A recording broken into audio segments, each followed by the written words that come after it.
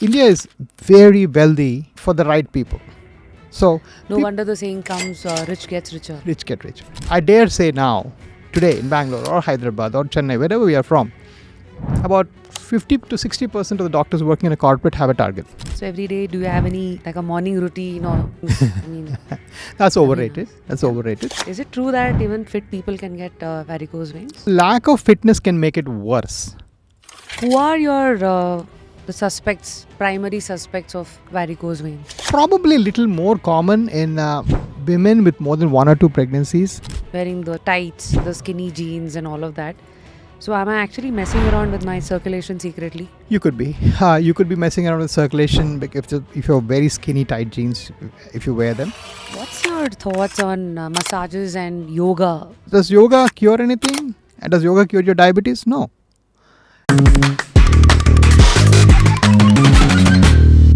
When was the last time you did think about your veins?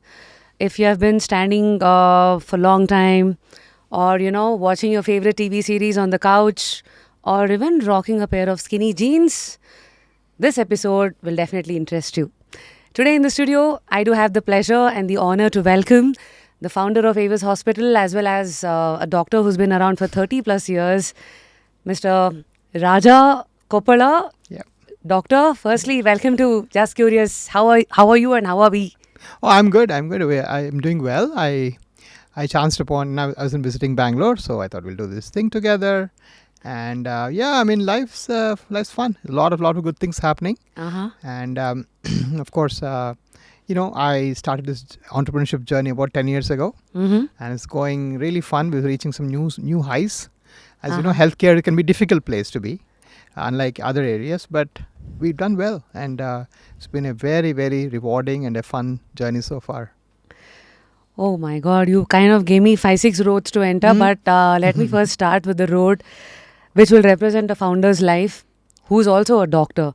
So you've been around for 30 years, specializing in varicose veins and everything, all the world revolving around that problem. Correct.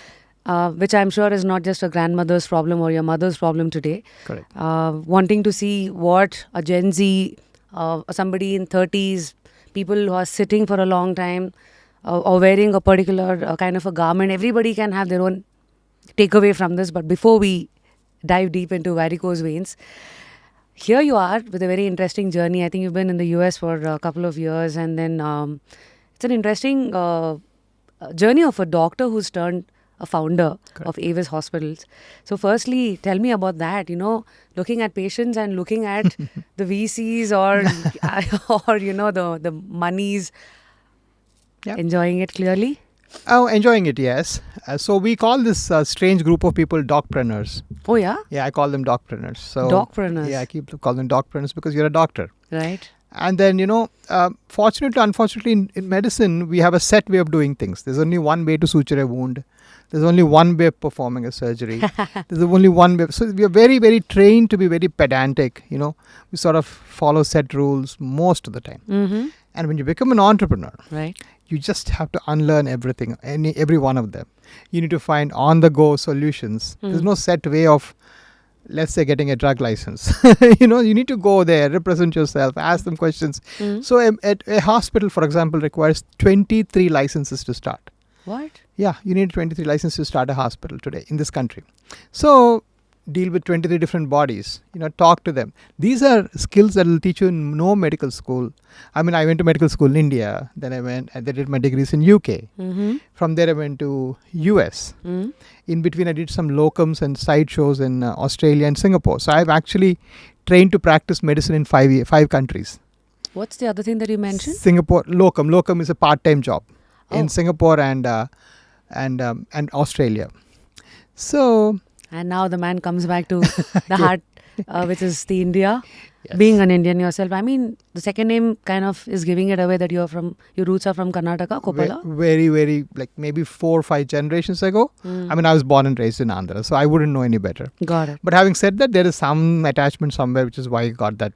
You're from that area, you get named by that. So Koppal, I believe that's how it came. Right.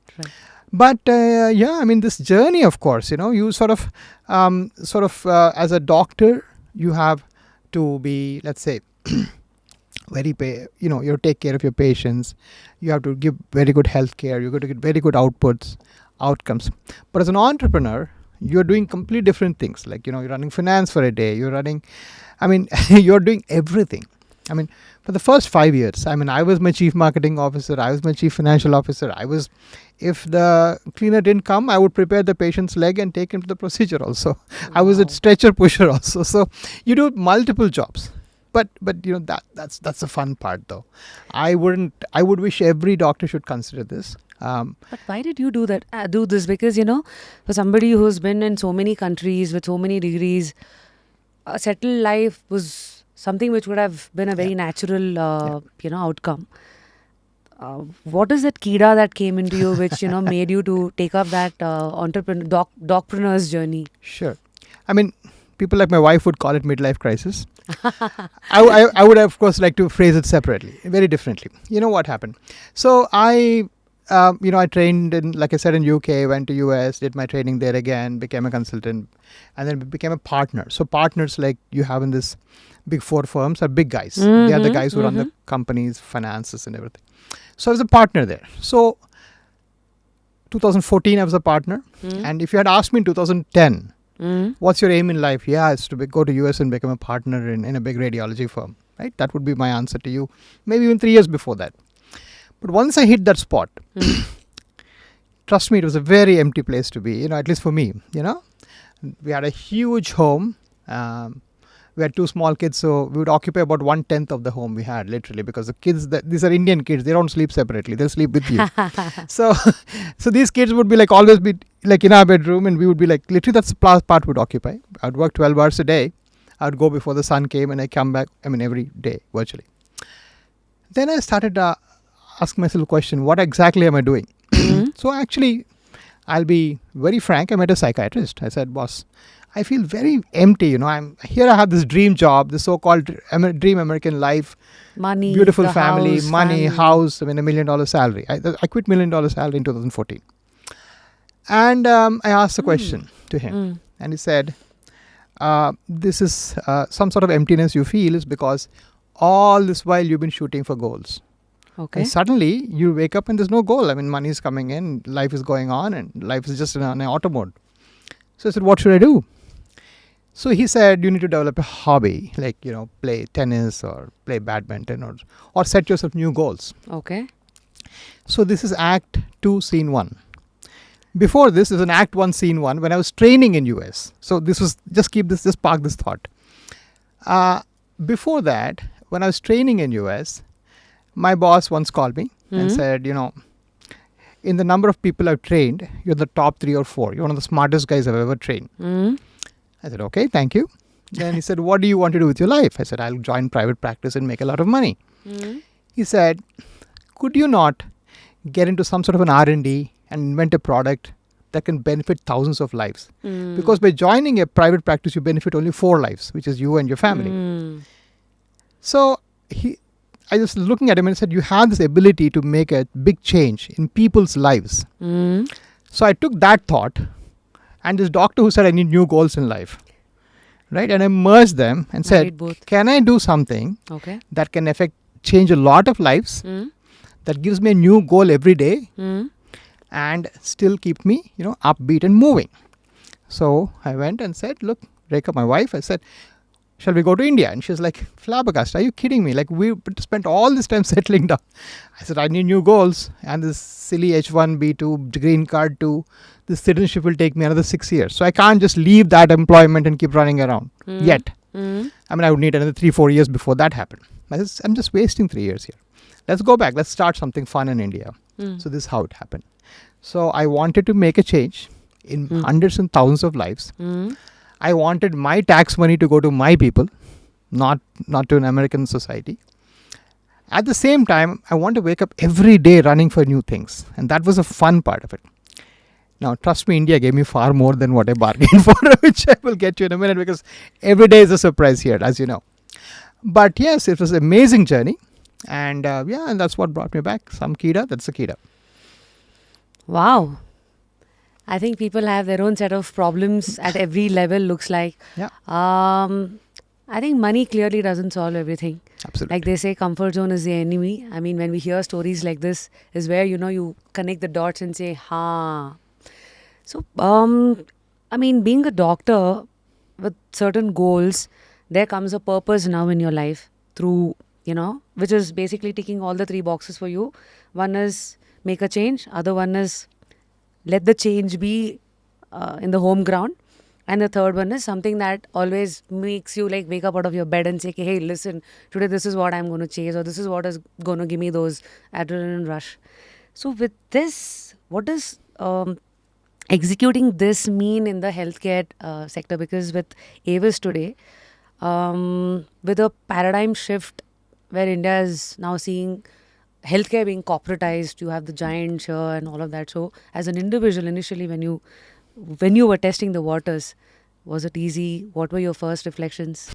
Oh, it's a very cold jug of water poured on your face. Coming back to India and starting healthcare delivery is very hard in India. As in? You are an outsider to start with. So there is a sort of a, how do I keep? I wouldn't want to probably you say the word old boys club, but there is an old boys club. Oh yeah. Yeah, there is an old boys club in the form of, if I don't know if you know, but India is very wealthy for the right people. So no wonder the saying comes, rich gets richer. Rich get richer. So you cannot possibly, I mean, not just me, no doctor starting his life in India can compete with these people. I mean, they are incredibly rich people who will invest some 400-500 crores into a hospital and wait for 4 years, 5 years, 6 years. No problem. That's the kind of muscle power. That's the kind of money power they have. And that is a tough thing to beat because they have a huge building. They will have a beautiful building. I mean, you'll have 5 kinds of coffees there. You'll have, it's amazing. And so as a customer, I would love to go there. And so as an incumbent, when you come in, I mean, I was very middle class and I didn't make loads of money in the US at all. And I don't have the kind of money that even a moderate corporate hospital in India has. I mean, I didn't have that money. I just had a very little money. If you can give us a number, like what's the moderate? I started AVIS at 5 crores. With 5 crores, you don't even get 10-bedded hospital in anywhere in Bangalore. You don't. Oh. And today our revenues are 65 crores. So it was a small start and it was a slow start. Why? But because you need to start breaking these taboos that people have. Why us? How do you answer the question? Why would they come to me? The second problem in India is regulation. The regulation is very weird. There is very little that you can do if your procedure goes wrong in this country. Very little things. I mean, you can go to a court maybe. So customers are not so aware. So what do? Mm-hmm. They don't know if this doctor is good enough or bad enough, right? Mm-hmm. So they just go to a trusted brand. And the trust in the brand comes from one of the following. Yes, they're really trustworthy. They've been there. They're doing this for 30 years. Mm-hmm. Good. But they just opened up 6 months ago, but they've splattered every ad with their hospital photo, right? And they don't have to be the best and trustworthy hospital, right? So that whole thing plays against you in the beginning. So that's a hard grind, no doubt. That is at one end. Then what do you do with your colleagues? You have your classmates who are settled in India. You have so many of your friends. Every one of them said, are you crazy? You're going to do this hospital thing? Really? And while you could have just settled in Apollo or one of these places, as a US written doctor, I would still get a very good pay in any of these places. Right? So everyone told me, don't do it. Don't do it. It's a lot of work. It's a lot of extra. So the discouragement that happens from your friends, family, everybody around you, right? Just go and pick up a 5 or 10 lakh rupee job somewhere. Why would you, just go around the bushes doing all this? That's the second problem I had. So I told myself, I haven't studied and done so many degrees to go and become a corporate little, spoke in the wheel somewhere. Right? Mm-hmm. And I don't want to be dictated by your, targets or whatever you call them. I'm not going to do that. Policies, targets. Is doctor supposed to do so many cases? Why? I mean, I would do it if the case deserves it, right? not because you have a target on your head. Not because you have target. And I dare say now, today in Bangalore or Hyderabad or Chennai, wherever we are from, about 50 to 60% of the doctors working in a corporate have a target. I dare say that. And that was just unacceptable to me. I would do what's right. Ethical. There's a quality there. And if I did quality repeatably over many years, these patients will be mine.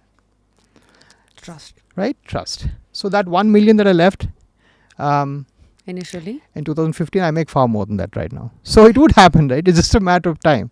I mean, now we built a brand, we built a company. I mean, I'm far better now than I was in US. For sure. Reminds me of that book which has the title Eat That Frog. Yeah, absolutely. And this is where I if there's some lesson to take, to tell myself first of all, is that, you stay at it, you do well. And trust me, after all this drama that we talked about, healthcare is corporatized, healthcare is, you need a film actress to promote healthcare, an act. No, actually, finally, the guy goes to hospital because he wants to get better. That's why he goes to hospital. That's it. True. And if you keep the very basics like that and keep on working on that framework, you will succeed. Everybody will succeed. And that's what we did. We just went with one disease that we knew we could treat well. We gave every one of our patients guarantee. So even to date, if your problem ever comes back, we'll take care of it, free of cost. Always. This is over 40,000 surgeries we've performed so far. And I've said this to everyone. And we challenged all our patients that you will never ever have a billing clerk talk to you about your discharge, that you have to pay more or less at the time of discharge. So there's not a single dispute at the time of discharge in our entire history so far. Could you explain, like normally what happens? As in if you get admitted with insurance or something, there's a pre-approval comes. At the time of discharge, the guy says, no, sir, this is not covered. You pay this extra, that extra. Or even a cash patient. You get admitted, then at the time of discharge, he says, this is not covered, that is not covered. Ye de do, wo de do. Not once. We've done everything on a package. What we've told you on the time of admission is what you pay then when you go. You will never dispute it. Never. And even if an escalation comes to me, I said, what did you tell before? Fine, just absorb the loss and let him home. If you've told something wrong, let us say, for instance. So this was the kind of thing I wanted to build from the get-go. And that would not be possible. So to be frank, I flirted with the thought of joining one corporate hospital. I went there for 4 or 5 days. I tested the waters. But I said, no, this is not going to work for me. And then I plunged. Yes, I plunged in the water. Amazing. Wow. So fighting against regulation, fighting against the giants, the trust, the ads, and the ethics of the game. So with all of this, how were your first few years? I mean, also another question is a natural one saying, how did you find the gap? Like today, AVIS is a speciality focusing on one thing, and I think it's one of its kind in India, right? Yes, absolutely. So how did you find the gap saying, okay, this is my USP, or this is what I represent and I can scale this up? Yeah. So to start with, the simple old calculation, do enough people suffer with this problem, right? That's so. So 30% of Indians have varicose veins. Simple as that. 25 to 30% of Indians have varicose veins. What's the age group of these? All ages included. Like so youngsters. My youngest has been 16 years old. My oldest is 94 years old. I've operated both of them. Oh, okay. So if in this room, I hate to say this like this, but if in this room there's 6 people, 1 or 2 of them will have varicose. It's as simple as that. It's very common. Okay. What's now the early symptom? So firstly, it's visible veins. A lot of them will have visible, those little squiggly, bluish, reddish stuff. But a lot of them, because Indians we tend to be a little brownish in color, so we don't see it very often. So we have other symptoms like tiredness at the end of the day, legs are swollen. I was just meeting somebody outside this room and her mother had it, for instance. Oh. So there you go. So you say varicose doctor and somebody will say, I'm here. My mom had it. It's very common. So a lot of people have it. So that's the first thing. And second thing I said, who's treating this? Second question I asked myself is that. And to be fair, this occupies a very small real estate in medical training, this varicose veins treatment. It does not, it's not a very popular chapter, very small area. Okay. And in that, I've realized that the newer things that I was exposed to in US, nobody was doing that in India. What's the newer thing? Newer thing number 1 is the doctor who treats it is supposed to do his own scan. There's a mapping that you need to do. The vein goes left, it goes right, it goes in different ways, right? It's like a path, it's like a road. So if you send this patient to a scan center elsewhere, and they perform the scan in their own little hurry, put some mark somewhere and send you back, it doesn't work. What's the scan called? Ultrasound Doppler, color Doppler. Okay. Right. So that is point number one. So you need to be, and again, there are economic forces that make you send the patient to scan. Like you see the OPD, and then scan is another $4,000 or $5,000, right? So everybody's set for a scan. Very often for, one, the doctor doesn't have the scan machine, but two, also so a big corporate hospital would never lose this opportunity, right? You've paid $1,000 for a consult, and if the doctor starts doing scan free for the same price, they'll kick him out first. भैया तुमको उतना भेजना है, you send everywhere, right? Income has been cut now. Cut. So this is where the incumbents have an advantage also. I was always talking disadvantages. I said यार मुझे करना problem ही नहीं है यार, एक 20 लाख की मशीन ही तो है. It's my machine, it's my hospital. So who's there to question me now? So you are investing in it because you want the trust first. The money will automatically come later. Absolutely. That's what I spent that first 4 years जो बोल रहे थे. That's what I've spent building all this while. Right? So I built that. Now across our 21 centers, all scans are free. What costs 4K outside? 4 or 5K? 4 or 5. The Doppler scan. All are free. Everywhere. Kolkata, Hyderabad, Bangalore, everywhere. Wow. So that's how we sort of built the system. Second is the equipment. Second thing is again the DNA of the hospitals, right? So what does hospital get paid for? आपका room rent बढ़ता है. Then there's doctor fees. Then there is nursing fees, medical officer visitation fees. There is this, that. So this whole itemized stuff that you come, which is getting bundled and passed on to the correct patient. Okay. So I did exactly the opposite. I had with 5.5 crores, what hospital you'll build? I built some 10-bed hospital. So there I have to send you home faster, not slower. It's a win-win for both. It's a win-win for both. So I bola yaar, I'll do this procedure in 20 minutes. You can go home in 2 hours.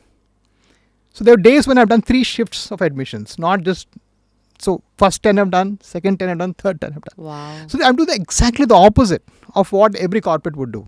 There, they would like to give you 4 types of coffee, $400 per coffee, parking ke liye 100 rupees aur. So there's like whole charm of you staying back there longer and enjoying their facilities like a hotel. And I'm saying exactly the opposite. Get out. We're done here. We're finished. You're treated. And to accomplish this, how do I send you home in 2 hours? I need to have the best equipment in the world. So again in 16, I went back to US.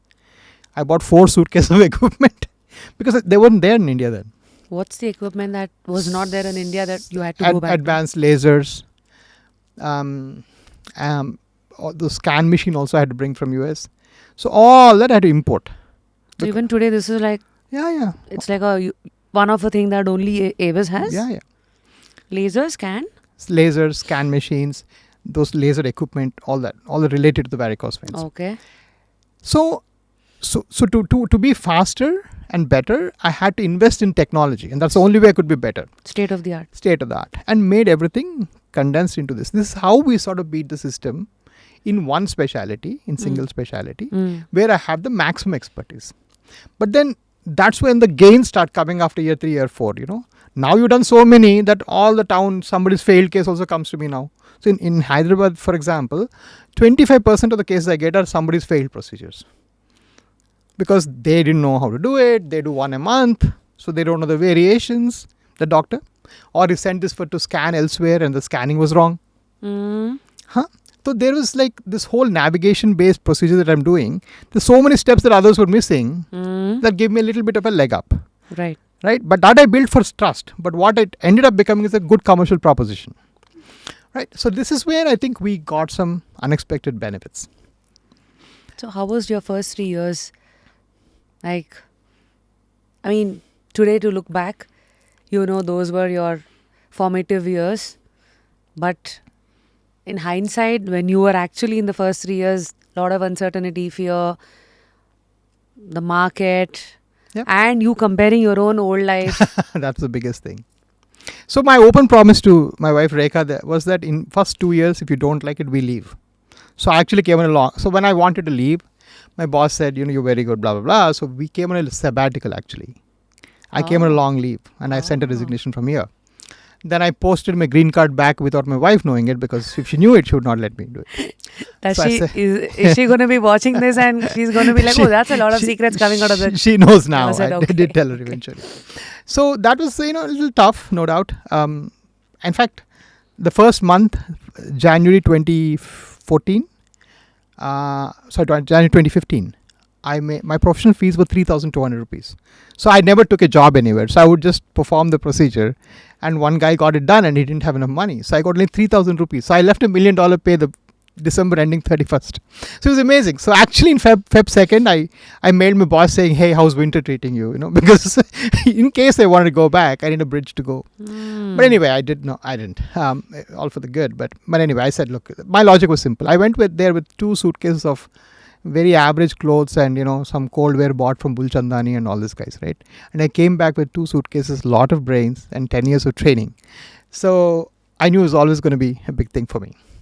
And I knew that it had to count somewhere. So, but the first 3-4 years were more along understanding Indian psych as well. That's something that I didn't know when I was in US. For example, How different is it? very different. Patient psych is very different here.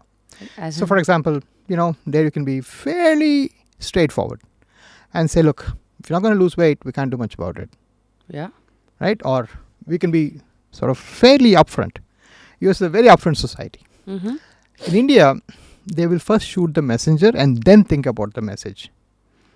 Explain. Explain as in if I said, you're gaining too much weight and you need to work on that. If I said that, they get very upset, for instance. A lot of patients do. Then how do you address it? Oh, well, we have addressed it very differently. Generally, I think overweight patients have more chance of getting this back. You put it out there, you don't put it here. Like a third, like a gestalt technique, as they call it. Put What it is there it on called? the gestalt. okay. You just put it on the table and hope they'll eat it. So this is the kind of things that I had to learn. That was big. It was a huge thing. I mean, somebody completely misses the post-op instructions. In US, you straight tell them, boss, you have missed all my instructions and now I'm no longer responsible. In India, if you say that, they get very tensed. They get very upset. Come on, doctor, you operated me and now you're saying you're not responsible.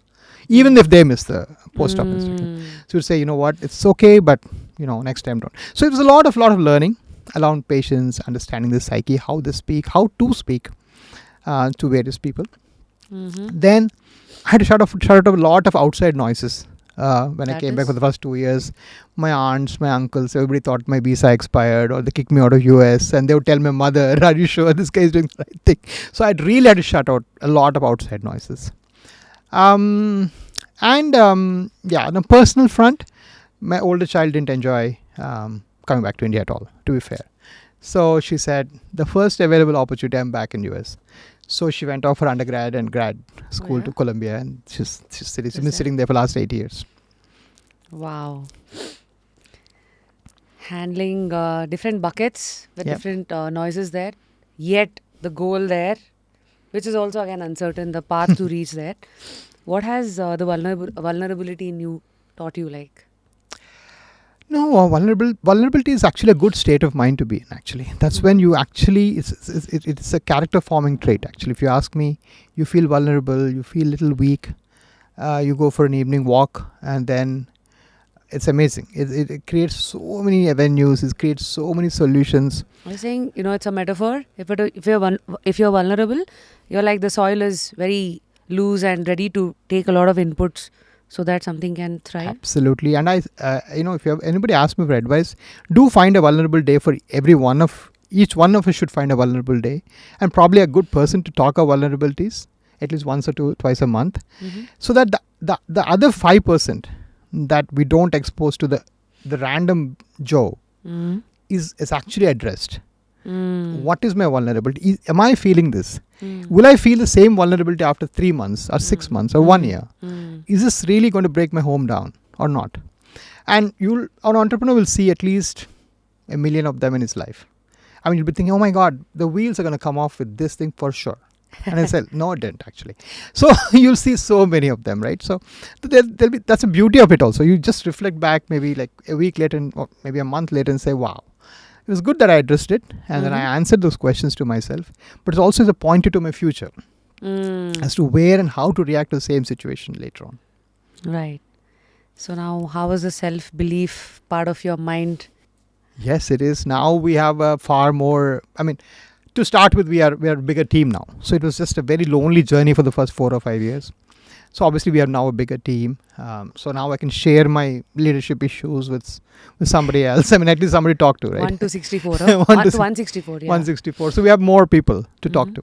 So of course, we are more mature organization.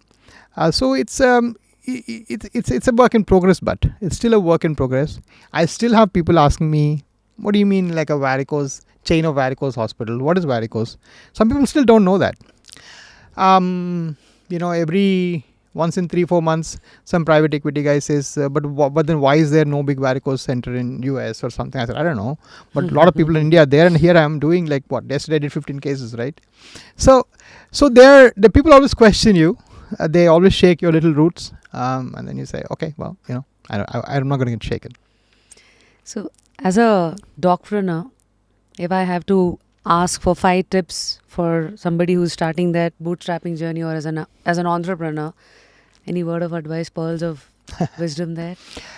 So when I was a pure doctor back in US, I used to sort of not like admin work. We call it admin work, and we used to hate ourselves for that. Why am I doing this admin work or putting someone's roster?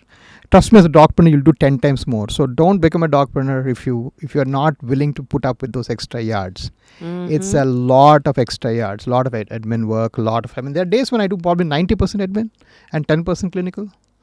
So it's possible. It's perfectly possible. So one do is that. Mhm. Second do is almost all the time, and this is because of that unlearning that I keep talking. As a doctor, you need to unlearn some of your rigidity. The one way of doing it, the one medicine for fever, the one medicine for typhoid. You're programmed to have this one thing. You have to let go of it. You have to unlearn it. This is universal for Universal all sectors. for all sectors, but definitely for doctors. In all segments also. So if you feel you can't do it, get a professional. Suppose you're not able to, let's say I was giving the example of permissions to get a hospital. You don't know how to get it. Get a liaison guy who knows and has done it. I mean, don't keep going to the same office saying, I filled this form, I filled this. Well, they don't care if you fill the form, right? So you'll hit a roadblock. It's not going to happen. Third, sacrifice. You will sacrifice a fair amount of money, time, and a lot of good things to become a docpreneur. What's that good things? A lot of things. Everything in between? Time, a lot of free time. For example, if I did the same varicose surgery, if I took my patient to Apollo and performed it, I'll get a 30-40% share of my revenue. Right? As your own hospital owner, I give myself only 10%. Because how else will you run the departments, right? You have to pay salaries. So you will, all service guys who start small and grow will see this at some time in their life. You're basically pumping in everything Yes.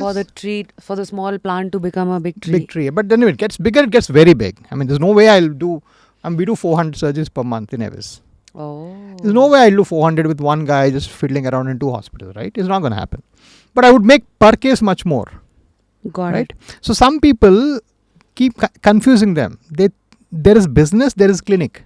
Business mein you need forecasting, you need foreseeable future, you need this much of business to come. ये clinic run करने में ना आज नहीं है तो ना सही कल आ जाएगा. So there's a different thinking, right? A lot of doctors don't know the difference. They think, if I did 400, then I should get 400 to 40%. You won't get here. There's no such business where you get 400 to 40%. It's just like the quantity game, quality game. Yeah. So यहाँ पे margins कम है, यहाँ पर numbers कम है, but margins ज़्यादा है. So which is more gratifying or I don't know, satisfying? It depends on you. What do you want from life? If you're a guy who wants to go for a nice European holiday every 3 months, it's probably, doing few is better. If you're a guy with like me who's saying, look, my target is 400 is nothing here. In 5 years, I'm going to hit 2,000 surgeries per month. No, I want a bigger system, right? So it all depends on what your goals are. The why. Right? The why behind exit. So this is very important. You need to sacrifice.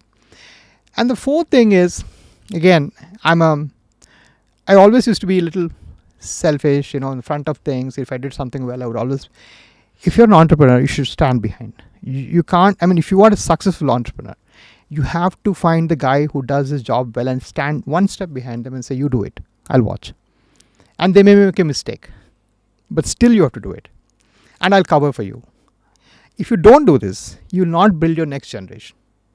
And if you don't build a generation, you will not grow again. So it's sort of an interlocking thing.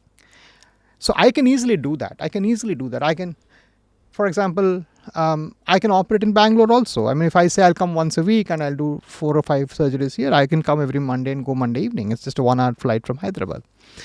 But if I don't stand behind the doctor here and say, look, you take over, you keep some of the revenue, and if any problem happens, I'm here, right behind you. If you don't delegate and build, you'll fall. And this happens in all segments, not just doctors. So all the time leaders have to stand behind. There's no question about it. And last thing is probably a little more than, people ask me, are you not stressed? Is your family not stressed? I mean, how are they putting up with the 7-day work weeks and all? The last thing is, I told them, the only way I can keep you happy is if I'm happy. Right? And if I have this, this circle of life where I'm enjoying it and I have this vibe in the evening, even for 10 minutes, I'll spend much more quality time with you guys than if I were to spend all day with you with a grumpy face, right? If I'm not doing something I didn't enjoy. So there is some compromise I did make there. But I always told them that. And I've been very lucky and, they understood this very well. The kids have been fantastic as well. But that's something you'll have to ask yourself the question. Very often, this doc-preneur, it sucks your time. It sucks a lot of your time. You're looking at 60, 70-hour work weeks, week after week. And when you do that, how do you convince the people who are with you, next to you, saying, why are you always on the phone? Why are you answering this mail? Why are you seeing this Excel for the 5th time? And well, what do you do, right? But having said that, I think this me club that I have, and we all of us should have a little me club, What's that? A club for yourself, whether you're the CEO, and before you let anyone in, they need your permission. That's me club. I call it a me club, which means I, in this club, have to be very happy. Only then I can reflect this happiness to others, right? So it's not being selfish if it sounds a bit like that, but it's not. So you need to have the kind of understanding of what you're doing and make people understand that too. These are a few things that I learned. So how have you handled your mental health? I mean, jumping into different zones and just trying to be what it takes for that particular zone and, switching back and forth. No, I at least to my knowledge, I'm been enjoying it. So the joy is there. See, I believe the biggest thing is purpose of life. If you sort of figure it out, and sometimes it sounds superfluous that I'm treating veins as the purpose of my life, but that is what I believe it is. And if you sort of figure it out, a lot of questions get answered by themselves, right? Yeah, I'm completely out of depth with finance. What am I going to do? Well, call some CA firm and say, look, here's money, just solve it for me, right? So there'll be definitely times when you stress out and you get out of depth. But then if this thing is going to segue into a better organization that I'm building tomorrow, of course I'm going to play the game with that. So yeah, I've been fairly okay. I've had very good friends as well. I'm part of the entrepreneurs organization. It's a very close-knit group of very good friends I have there as well. So we do discuss some of these issues when I get really stressed or something with some friends. Never needed. I did go to COVID was tough. So during COVID time, I did reach out to a psych friend of mine and said, look, oh my God, everything seems to be shutting down. What am I going to do, right? And he said, first of all, my psych business also is shut down. So I don't know what to tell you. I'm your psych. So he said he went all online. Okay. And all his VIP patients, he didn't know how to ask them. So because when you go to his regular consultation, the receptionist asks for the professional fees. But if you're directly logging in on a phone, he doesn't know who to ask and how to ask. He was just giving free consults. He said, look, my business has been zero for the last 4 days. What do you want me to tell you, right? So A was that, but B is that, you know what? These are all traits. They're not a problem at this point. You just, relax, just take it easy. One advice I did get with him was that, and I will give to everyone, is that if you're stressed, alcohol doesn't help. It's a stress buster only for a very brief while, but all those emotions actually come back with a vengeance when the kick goes off. So I will say that only because if anybody is listening to this, they probably benefit from that. A very eminent psych once told me, don't use alcohol as a stress buster. Use it for a fun thing, but never use it as a stress buster. Why is this usually misunderstood? I mean, I don't know, blame the movies or to some extent. I mean, everybody has played an influencer there. No, in all fairness, it is a very good stress buster at that time. You understand the difference, right? So you take it, your cortisol level drops.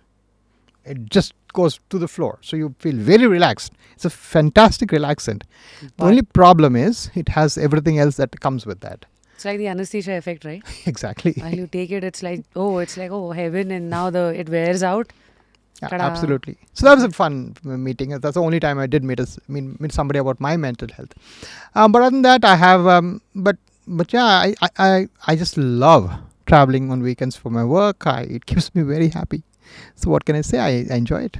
So every day, do you have any like a morning routine or night routine? I mean, today routines are like too much. I mean, people are like asking to do random things. I mean, that's overrated. Overrated. Just give. I give myself some time, morning or evening. It depends on the day. About 8 to 10 kilometers of a walk.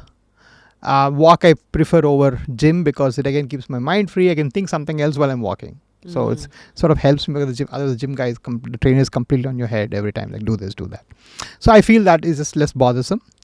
But other than this, I don't think there's a need for a routine per se, as long as you're doing your basic stuff, right? So I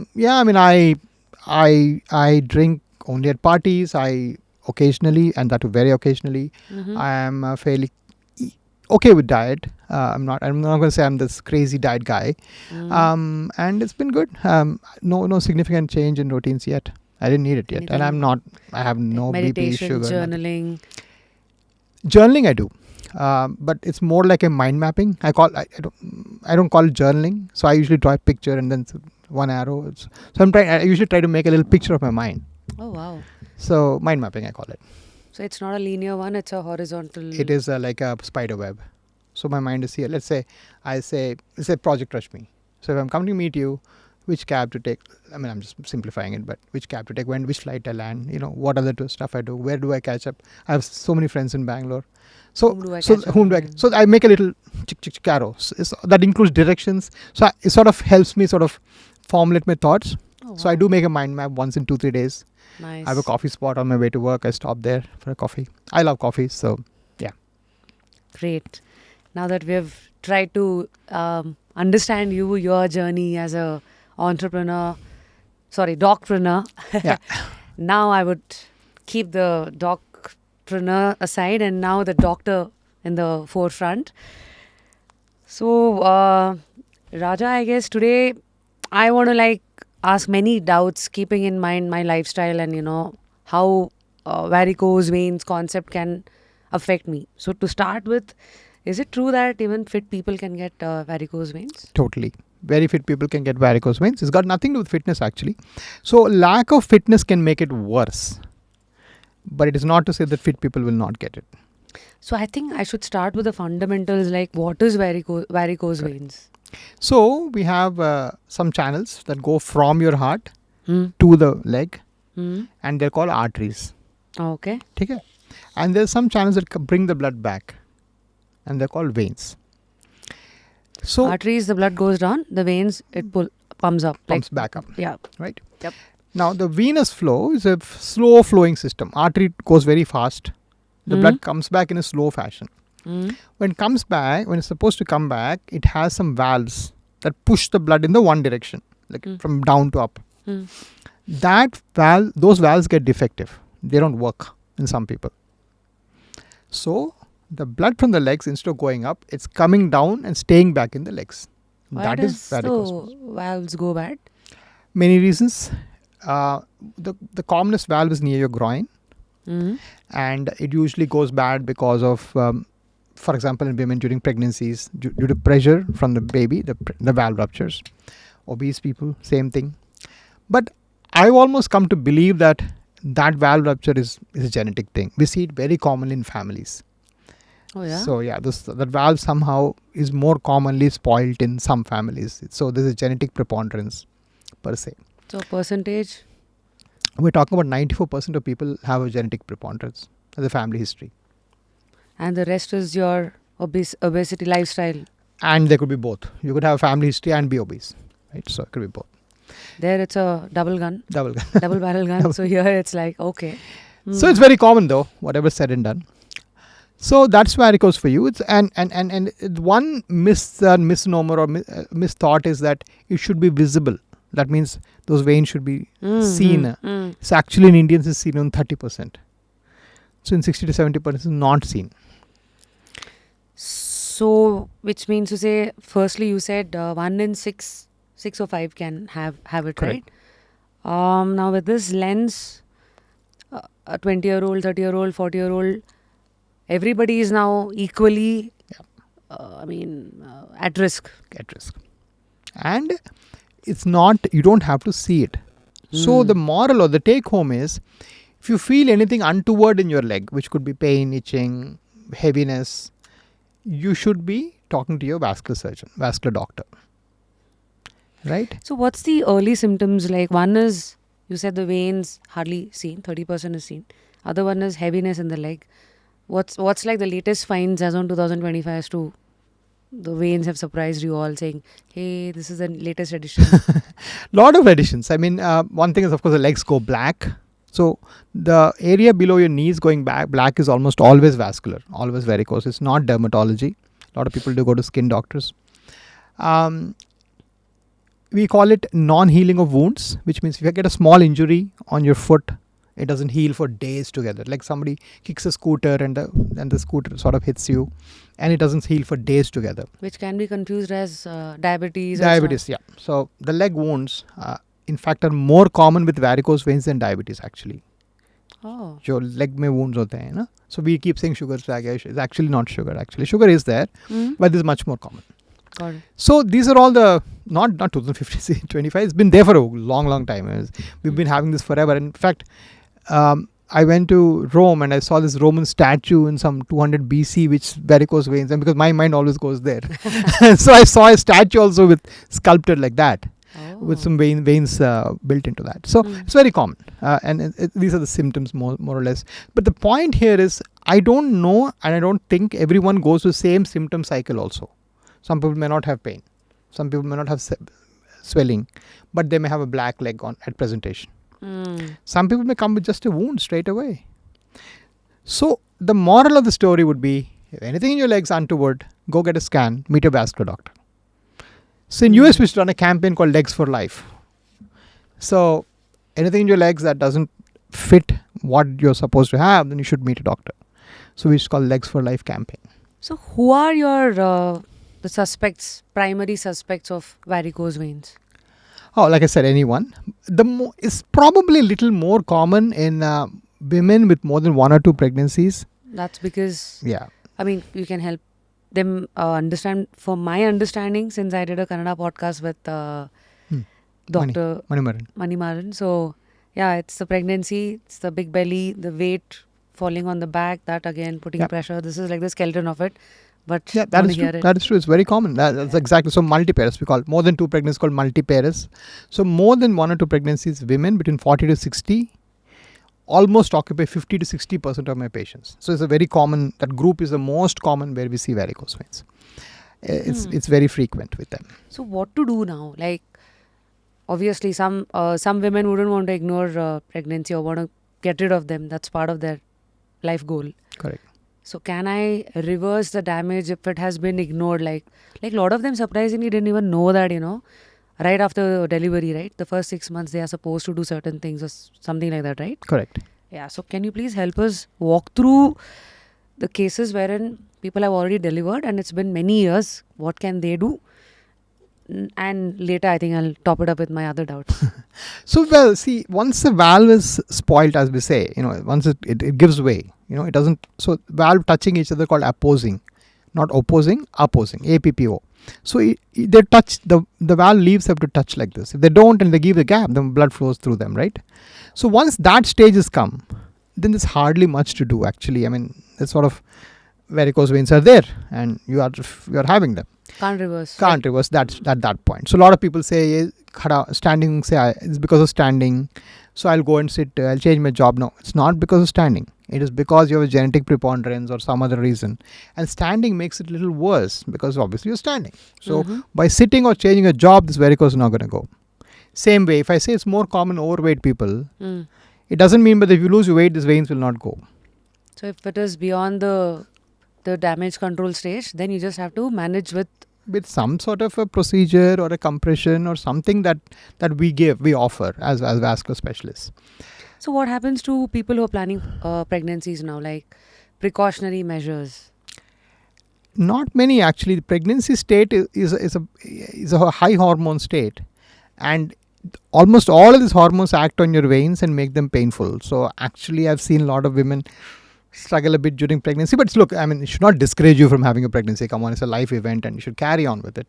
But there's nothing much to do at that point, because if you do get varicose veins, you will have varicose veins. So what I do suggest is, once the pregnancy is over and you wait for 4 or 5 months or 6 months, some breastfeeding, most important part of breastfeeding is over, you should get this treated. That's what I suggest. Before the next, by a vascular specialist, someone like me or a vascular surgeon. What happens usually at that phase? At that phase, we will perform a laser procedure and treat this varicose veins. After the 6th month? After 6 months, 7 months types. Depends on how much of breastfeeding you're doing. The baby is completely dependent on breast milk even after 6. So you're supposed to start weaning at 4th month. So 6-7 months, you're not even 10% comes through that. That's fine. But if you're getting still 70-80% through breast milk, then I'll still wait it out for another 2-3 months. Depends on their weaning cycle as well. So it's like 100% for pregnant women that varicose is going to talk to you, say hi? No. So if you say normal average Joe people, 20 to 25%. In pregnancy, we see it double, which means about half of pregnant women will have some varicose issue. Other half don't. 50-50. Yeah. 50% of the chance that you'll have varicose will. Yeah. And some of them at the end of 6 months, they go back also during the varicose that come during pregnancy. Oh yeah? Yeah, it's also no fluid overload state also. So you have more fluid during pregnancy. So now, since sitting is the new smoking, yeah, so I'm sure a lot of them all having sedentary jobs today, IT, or even me for that matter. I sit for like 6 to 8 hours on my shoot days, or anybody who's sitting. Now, how do we understand varicose? How do we handle this? It's very common. To be fair, it's very common. And you can't handle it by continuing to sit, to be fair. You need to find other solutions. I mean, like you said, sitting is a new smoking. And we feel a sedentary lifestyle is equal to smoking 5 cigarettes a day. There's even a little bit of a mathematical calculation around that. If you don't do much, if you walk less than half a kilometer a day and just sit like this or like me, and then at the end of the day it's like equal to smoking 5 cigarettes. That's the kind of damage it does to your bones, your metabolism and so on. So that be as it may, you have to walk every 15-20 minutes, even if you're an IT job. Nothing prevents you from getting up your chair and just taking a walk. Take a walk every 15-20 minutes. Correct. If at all, if I'm in a situation wherein I can't walk, can I just sit and flex my legs? Flex your legs, do some feet. We call it Brunner's exercise. We just, Brunner's, Brunner. What's so we just, that? Why is it called Brunner's? Just go on your toes a bit. Okay. Yeah, I don't know. The guy called Brunner made it up. Sure. So, but sort of you have to actively incorporate mobility in your life. So we not just varicose. Now we're talking big things about a thing called NEMA, non-exercise metabolic activity. So when we say, are you active? Are you doing exercise? Blah, blah, blah. It's what? 30 minutes? 40 minutes? 50 minutes? It's actually what you do in the remaining 23 hours that also matters to us. Were you going up and down the stairs? I mean, you have 2 floors in your stairs? How many times are you taking lift versus running up and down, for example? Right? For example, my hospital, I've decided never to take the lift. I always take the stairs. So this NEMA, the non-exercise metabolic activity, is very important for other reasons also, not just varicose. But today, all your watches and whoops and stuff coming in 10,000 steps a day. If I'm doing that, am I safe? Not safe, but you're on the way to being safe. I would never say anybody's safe. Maybe you require 20. We don't know. But we just have to keep moving. So in Stanford, for example, Stanford University, they are actually very serious about this, and they do what's called walk views. So job interviews, they say, come on, let's go for a walk. So Stanford is called the farm. They call Stanford University the farm because it's all like greenery and farm. It's like a. So they say, let's go in the farm for a walk.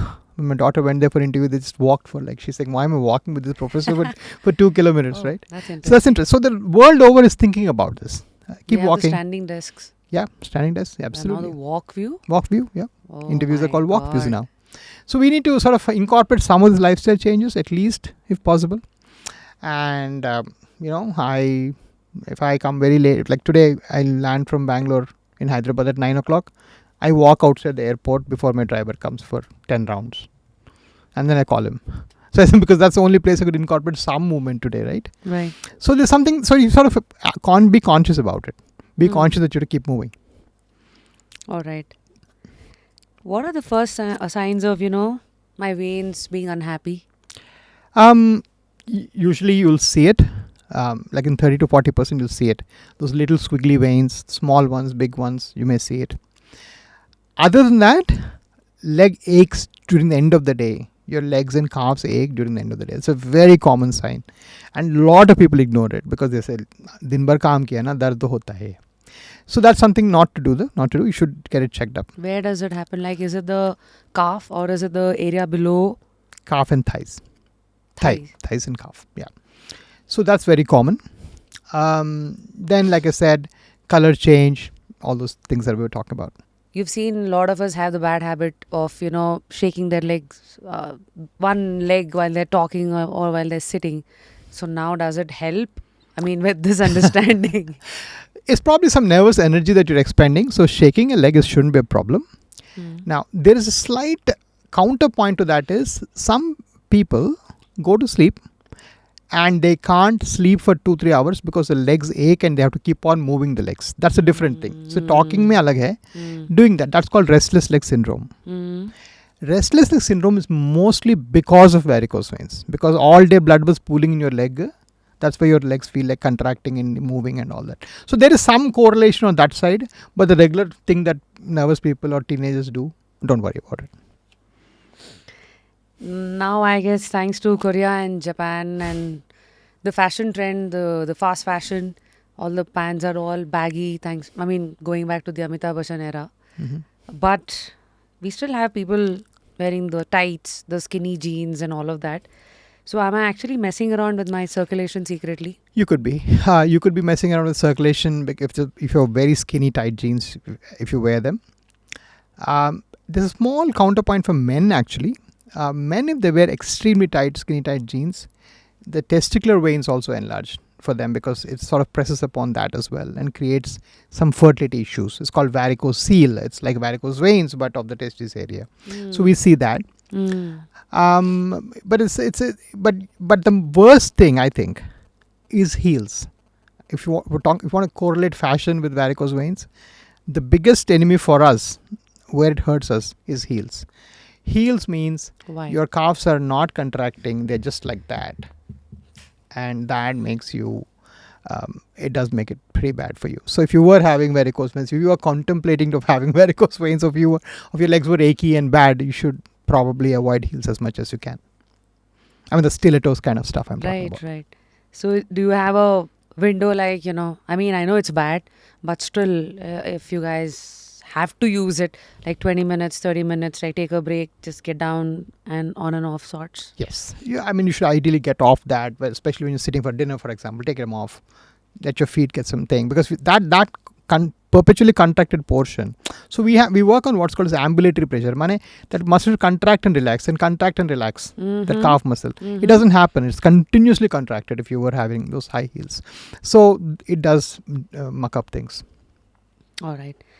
Now hormones, with the perspective of birth control and period, all of this, does it got to do anything at all with varicose veins? Yes. So varicose veins walls have some receptors that are sensitive to your estrogen, which is a part of all these contraceptives.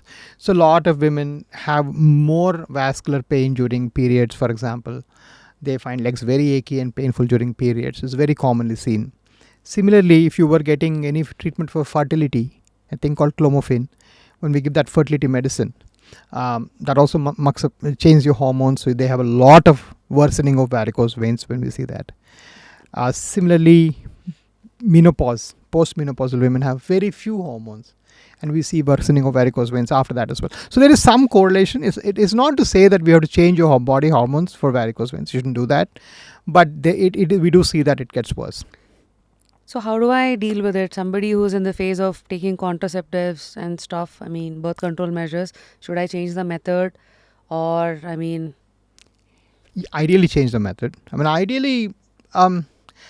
OCPs are useful to a degree. I think if you start becoming my age group, like 1 or 2 pregnancies after के बाद अगर varicose आता है, so that you're talking about a 35 or a 40-year-old woman at this point, OCP would not be a primary choice anyway.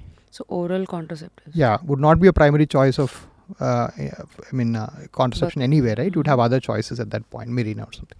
So there are some other issues as well. So OCPs, if you take, it does affect with your vascular health.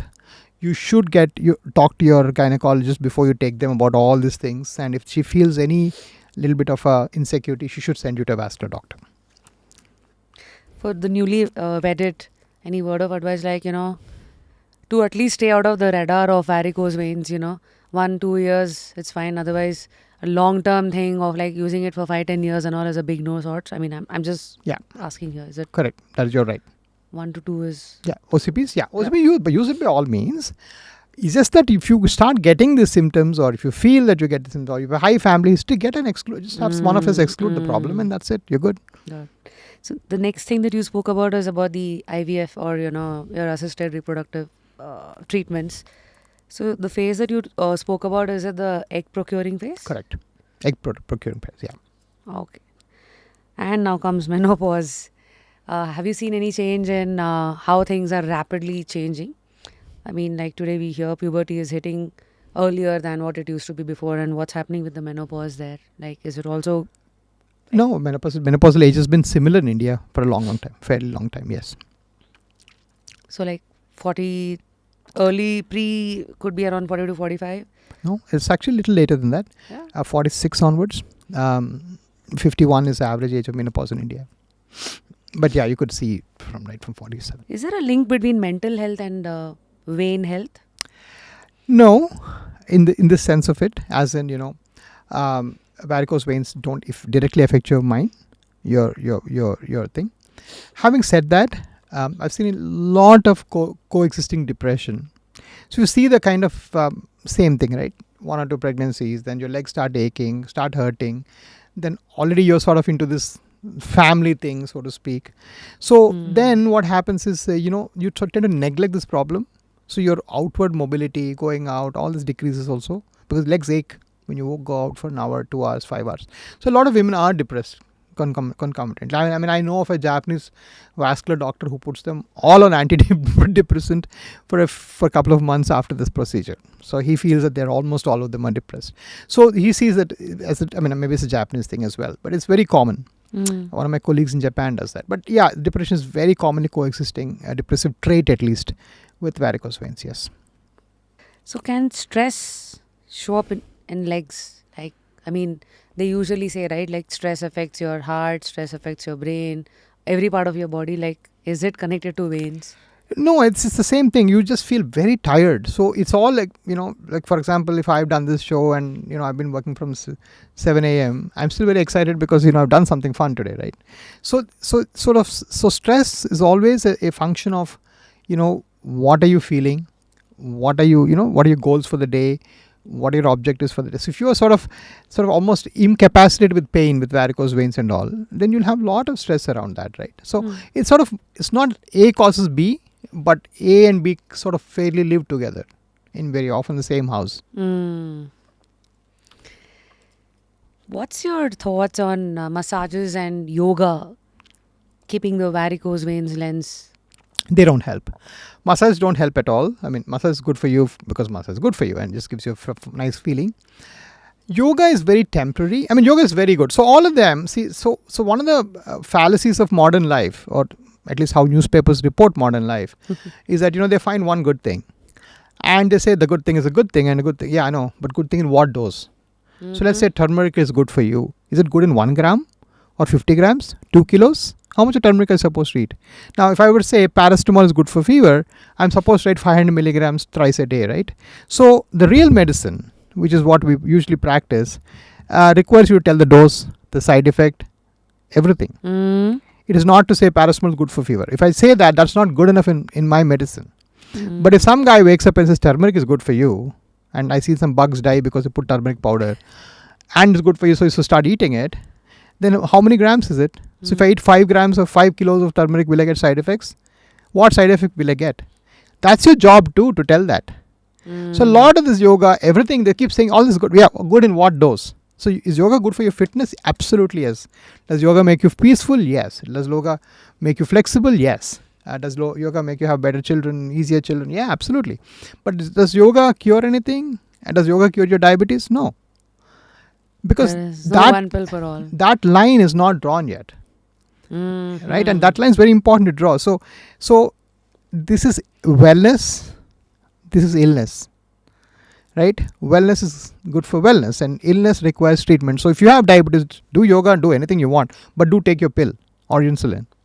And wellness ke liye do everything that's good. I mean, eat vegetarian. You said it, like, don't mix wellness as illness. Like, don't think it's the same. And I kid you not, the number of newspaper articles or whatever internet articles I see where they mix everything and write some mishmash with everything is incredible and is confusing the hell out of people.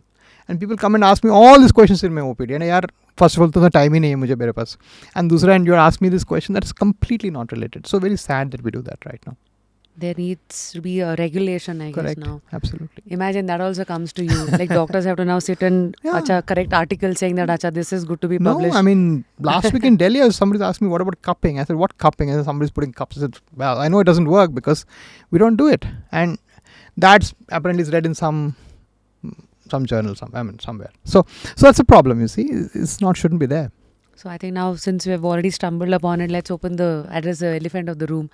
Like, what are the crazy questions, like myths that people have come to you with? Like, okay, can I try this? Can I try that? Like, apart from your, stockings and all of that, which is the truth, like compression socks and all of that. We'll keep that aside. But what are the home remedies? Have people like asked you, can I do this? Can I do that? Like, I have a list. Let me just absolutely pull it out for you. Yeah, I don't know what of it is the truth. Elevate your legs. Works temporarily, but I wouldn't do that to cure varicose veins. Pura khana muh mein aayega aur kuch nahi hoga. I mean, what else will happen? You keep elevating. Was that how you're born? I mean, we're not monkeys, right? So it doesn't work. Yeah, exercise regularly, walking, cycling, yoga. By improving blood circulation, I can It does. It does significantly improve you. It makes you feel better. It doesn't cure you, but you are better off as a vascular patient to walk and do yoga than not do it. So yes, it does work. And the compression stockings, yes. I mean, it's a very management level kind of a remedy? Or yes, compression is purely management. You just press it and leave it for that day, which means if you don't wear it tomorrow, you'll get it back. So it doesn't solve the problem. The origin of compression stock, and I think this is important because where this thought comes from is in US, where there's high insurance penetration. They don't want you to go and get beautification procedures left, right, center. As in, if you have varicose, some women don't like it. They want to wear short clothes and they'll go and get it done. Oh, it's like a cosmetic. So to prevent that misuse, they say that everybody has to wear stockings for a while and tell me how you're doing. Write a diary, come back to us after 3 months. So they won't approve insurance in US. Oh. For early varicose veins. Oh. So that is a challenge. So that's where this compression myth became bigger and bigger. The companies, obviously everybody has to take stockings. So the companies became these mega big companies. So now they push it everywhere. They make it sexy. They'll put flowers. They'll put, all that is fine, but it doesn't work, right? I mean, and then today was 36 degrees outside today in Bangalore. Oh. Yeah, imagine wearing that and on top of that you're on clothes and then chadi or whatever. So it's kind of hard. And walking on Indian roads. So it's not hard. It's not an easy thing. So stocking has this history that's built into it. And it's very problematic because when I tell patients stocking is not going to work for you, they'll open up some website which is usually run by an American thing and say, my cousin is using it. And it doesn't work in India. So that's the challenge we have. Thanks for, putting some facts out on the table because we know where this has stemmed from now. Is it true that eating high fiber food can worsen, it can have a bad effect on the varicose veins? Not related. High fiber food is good for you. It doesn't have any effect on varicose veins. Reducing salt intake helps prevent swelling? Yes, helps prevent swelling, and reducing salt intake can also help prevent the pain in the varicose veins that you feel, because salt keeps water with it, so everything swells up if you drink high. So reducing the water retention is how you can get a feel little better. relief. Okay. Bit. Staying well hydrated will that support the vein health? Yes. So how many liters a day? Well, I don't believe the 5-6 types. I believe thirst based plus maybe a liter. So whatever you're thirsty, drink plus a liter. Liter is for insensible water loss, which means the water that you lose without your knowledge. When you sleep in bed, also you lose some water. Right? So all that's called insensible water loss. So insensible water loss should be about 800 ml per day. Oh yeah. If you are living in a fairly comfortable life like this. Of course, even hot sun would be different. So it while all I'm depends on what you do. walking, while I'm sleeping. That's insensible water loss. All of that is 800 ml to 1000. So what's with the apple cider vinegar? Does it help with? It's one of the flow? biggest myths of modern lifestyle. I don't know where it came from. Some guy's written a book. I have not seen it in any journal. It's just a joke. And a number of Instagram. I probably get flamed for saying this, but it doesn't work. It's as simple. Apple cider vinegar never worked. It's just a myth. I'm sorry to say this. It's my view. Has never worked for any of your anything. health benefits. No. What does it Not do? just varicose. Nope. My view. I'll keep you out of it. Of course. Now the next myth is elderly people get varicose veins. I know it's Yes. not the They do. only elderly, Yes, as you age, you have much higher chance of getting varicose veins. Remember this calf muscle I was talking about? right? That gets very weak as you age. Mm-hmm. So you get that just doesn't pump, and you get more varicose veins. So how do I tackle this to stay more active? More active, yes. More active, walk more. You have to, especially older women, the 60s and 70s ladies, when they were in their 15s and 20s or whatever, nobody told them the importance of exercise and running around. And the schoolings was also pretty bad those days. So I think they should get this point. They should go for long walks and keep exercising. So do I need to have more muscles? Does my muscles protect me? Because they say now after 40, right? Muscle is your biggest currency, which will protect your joints and everything. So are you talking from the muscle perspective or just movement perspective? Muscle and movement and muscle are together. So if you don't move, you don't build the muscle. Strength training versus cardio? Both. You require at least 2 cardio sessions and remaining strength training. I don't. I just do cardio. I walk, take very fast, long walks. But we have enough evidence to say that after 40 your strength significantly drops. So you should strength train. Crossing legs, does it cause varicose veins? It's a commonly held myth.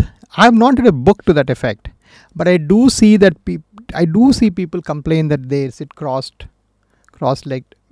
More varicose patients complain like that. Yeah. So there is some truth to that in experience in real life, but I've not read a book to that effect. I've been reading every book on this, but I've not read a book to that. But there is some truth to that in my experience at least. Yes. The next myth is it that only women get this more compared to men, or is that they hide it better? Keeping the pregnancy aside. No, women do get it more than men actually. Why so? So again, I think the pregnancy one of the aspects. Or to a degree also, I believe in my experience, women come a little earlier in the course of the problem. Women may see more leg pains and cramping and all. So they usually are a little more sensible about it, that they seek attention about it. Generally, men come much later in course of the problem. The veins become big, the legs become black, then ulcer starts forming. At that time they come. So men come in a more complicated status for us. So for some reason, all these reasons put together, I see a 5 to 10% more occurrence in women than men. So about 55 to 60% will be women, the rest will be men. Can you walk me through the stages, what stage 1 to end of varicose veins? Correct. So first stage, we see the small visible veins that are like threads. They're not more than 1 or 2 millimeters in size. Are these the spider veins? Correct. Okay. Now, second stage, spider veins get a little bigger. Okay, and they're also called spider veins, but there's more terms for that. So first stage is called telangiectasia. That's the English, the medical word for it. And second stage is called reticular veins, but both are spider veins only, basically, but the bigger spider veins. But stage 1 and 2, you have no symptoms, absolutely no pain, nothing, right? Stage 2, so stage 3 is either of them, small veins or big veins, but with that you have symptoms. Legs are aching at the end of the day, legs are swelling up at the end of the day, small color changes coming in the below the knees, and that is stage 3. Stage 4, below the knee, the leg becomes properly black, like a black color starts coming in the legs. And stage 5 is small ulcer, like skin ruptures because of the flow abnormality. And stage 6 is big ulcer, and that's almost like gangrene that we call. Wherein you have to amputate. It's not always, but rarely, yes. Okay. Nowadays we can treat virtually all stages. So Oh. the one thing about stages is, while it is good to know, I hope nobody self-diagnoses stages for themselves. Like almost everybody in my practice comes, sir, I saw that TV show of yours, so I'm stage 1. No, you're not stage 1. Your leg is black, right? So they only tell me. So one of the things with direct approach to media, through media approach to patients is, it sort of can be, some people can misunderstand the problem. Self-diagnosis is an issue there. So they shouldn't be doing that, even if you know the stages. And the other thing is, the 1 and 2 that we never used to treat before, we can now treat with the newer techniques I have got. So if someone has little spider veins in the legs, and that's ugly or that's bothering them, or they want to have shots or something, we can cure them. And that's the second set of procedures. So we so far spoke about laser. Now we can do a new procedure called CLACS. What's that? So CLACS expands to cryo, laser, and cryosclerotherapy. So CLACS. Right? So what it does is, we put cold air from the skin, we pump cold air onto the skin, sort of numb that area, and use micro needles and just take care of this entire veins. It's a cosmetic sort of. So it works very well. So we've treated. So this is second thing that I had to bring in from out of India, because again, by 2024, we have done this for 9 years. So a lot of men and women are happy with the varicose veins itself, but they keep saying, sir, ye fir dikh raha hai. If I've undergone the procedure, why can I see the small veins? Or my relative has the small veins only. Can we have a separate treatment for that? So this CLACS had to again import from Brazil. Again, there's nowhere there in India. Oh. There's one unit in Dombivli, Mumbai. There's one person does it, and me. That's all. Nobody else does. Whole of India. Nobody can do CLACS. So with CLACS coming into the picture, so the veins can't be seen. Veins can be completely cured. Those little ones, those small ones that are causing cosmetic problem. So even the cosmetic problem is like out of the picture. Yeah. With case one, it's just the treatment procedure being done, but still you can see the veins. Correct.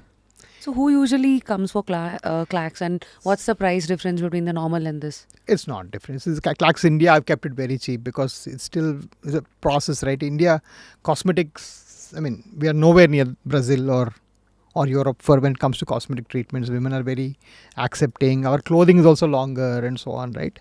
So Brazil, for example, I went to the guy to see how he does. He does only cosmetic veins. He said, I kept telling, what about this ulcer patient? He says, I'll send him to government hospital. So cosmetic. So very amazing. It's a complete reversal of what I do, for instance. But I kept it very cheap. It's very cheap. It's about 10,000-15,000 types. But we kept it cheap only deliberately because we need to create awareness. But to answer the first question you asked, who comes for it? Initially, I thought some models or somebody's interested in wearing, shorter clothes would come, but exactly opposite. All regular women only are coming and saying, sir, you're doing this vein, but I should not be able to see this. No, if you do this, you do that also, they're saying. So very interesting. In India, always you come up with a surprise. You think X, but Y happens. I believe it's a testament of the faith we created in them that everything can be cured when you come to AVIS sort of a thing. So they're saying, no, we'll pay extra. So initially we never used to tell them. They used to only ask, sir, what is CLACS poster you put there? Then we tell, madam, it's not for you. No, why not for me? No, the small veins are not a problem. No, why not? You cure it. Like that. So they were actually forcing me. So very interesting. It's like what you said, keep it on the table, let them come and eat. Yeah. Don't shove it in their face. Just salt. So today now, what are the latest, I think I should finish off the list of myths. Let me just go through if there are anything else. Yeah, surgery is the only solution for varicose veins. Is it a myth? So, It's about 50% right, 50% wrong. As in, it's not the only solution. You have other solutions like wearing socks. There's some medications also that the government approves for this. But if you were in advanced stage, then almost all the time surgery is the only way out. Depends on your stage actually. But the other myth here is calling it surgery. These lasers are not surgery. It's like 1 minute, 10-minute thing with a needle. That's all it takes. So how different is it from the surgery? This is called non-invasive treatment, right? Correct. So what does it mean? So we actually used to call them no-touch procedures in US, but we can't say no-touch in India because they get very literal. But so the traditional surgery, and even now a lot of government schemes, even in the bigger hospitals, what they do is they cut the leg in 2-3 places and yank the veins out. That is called stripping and ligation. That used to be at least a 3-hour surgery. You have cuts, you have to give spinal anesthesia. You go home after 1 day or 2 days, then you can't walk for another 8 to 10 days. You have at least 10-15 stitches. Oh. Versus what we do now, the laser, 10 to 20 minute procedure, no anesthesia, go home same day in 20 minutes. So it's not even a real surgery in that sense of it, right? Compared to what we were doing before. But it's definitely something to entertain. That it's that 50% will require some procedure because they are come too advanced. They're fairly advanced in the course of the disease. Got it. So when you say non-invasive, laser, yes, we understand.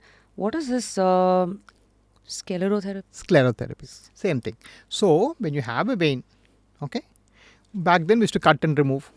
That we stopped, like the one that I said. That's called mechanical removal. If you have a vein, you put a heat thing and you burn the vein. That is laser. You have a vein, you put a needle and inject a chemical. That is sclerotherapy. That's all. So you've like blocked the road. That's all. But the thing is still there, but you can't. Your body will take it away. It dies and the body will eat it up. Oh, okay. Next myth: if your parents have had it, then it's not a myth. It's very common. Like I said, 94% of people will have family history of varicose veins. So which is a truth. It's truth. So with all the stem cell and all of that coming in now, has it affected varicose veins? So again, I'll go out on a limb here. The stem cell is a bit of there's some significant myth going around the stem cells also. Okay. So the WHO or the big government organizations or the regulatory guys say that the only place where the stem cell seems to have very well documented improvement is in blood cancers, leukemias, bone marrow transplant, and some situations where this works. Baki sab, all these things we use stem cell in hair, stem cell in baldness, stem cell here, stem cell there. God knows the truth. We don't have enough evidence yet. We don't have a paper that's randomized. So how science will work to you is that when I say this works, I would take 50 people and give this medicine. And I have to take the 50 people the same problem and give them chalk powder and see who improves, and the guy seeing the improvement should be some third guy, not me. That's how science works. It's called randomized control study. So this chalk powder versus medicine has to be verified by a third person, not me or you. So let's say fever. 50 people have fever, I give them crocin. 50 people have to give them chalk powder, and some other nurse who doesn't know me has to measure the temperature. Only then the result can be counted. Unbiased. So, yeah, unbiased. Right? You're removing all levels of bias. If I count, then I'll say I know whom I've given what. Right? So this is also to negate the placebo. Correct. So a randomized control study is the only way of reducing the placebo effect. And I don't see a single RCT, randomized control study, for stem cell in hair, stem cell in neck, stem cell for paralysis, stem cell. So I'm not confident. I don't see enough evidence there. Do men get varicose veins, or is it that they hide it better? They hide it better, but they also get significant varicose veins. So 10,000 steps a day and I'm like safe from varicose veins? No, you're not safe from varicose veins. It's a genetic thing. 10,000 steps is good for you. Any advice, like would you say stay away from tight leggings, shapewear? Tight, well, leggings I'm not sure, but very tight, thick jeans does make varicose worse. So there is some degree of truth to that. But yeah, I mean, leggings, if they were made of cotton or something, I wouldn't say a problem. So have you seen any change in the taboo around varicose veins reducing? Like people are like coming and talking about it in the open? Are they still embarrassed? Oh, the taboo is not around whether to go to a doctor or not. The taboo, well, not taboo, the misconception, I believe, is the fact that should I treat this? Oh, my uncle seems to have it for 20 years. My aunt has it for 15 years. Yeah, well, still need to see it. Cure it, right? So there is some lot of misinformation that this is normal. Ye nase hain. Some people call it nerves. It's not nerves, it's veins. So there's a lot of misinformation now out there that they don't seek enough attention about the problem. I think this can be a little school, like a classroom. What's the difference between nerve and vein? I'll simply tell this to you. It's way that is very simple. You have a home, and home has electrical supply, and those are nerves. And your home has a plumbing that goes out, and those are veins. So I'm your plumber. I'm not your electrician. Nice. Lastly, what's your take on your all your TikTok and your reels advice on like varicose veins ke liye ye karo wo karo? Complete BS. A lot of them are so full of nonsense. As in, if it's based on science, if somebody says, look, I'm a doctor, on a reel or a TikTok and say you come to me, that's fine. You can go to the doctor and investigate further, know your things and all. That's fine. I have no objection there.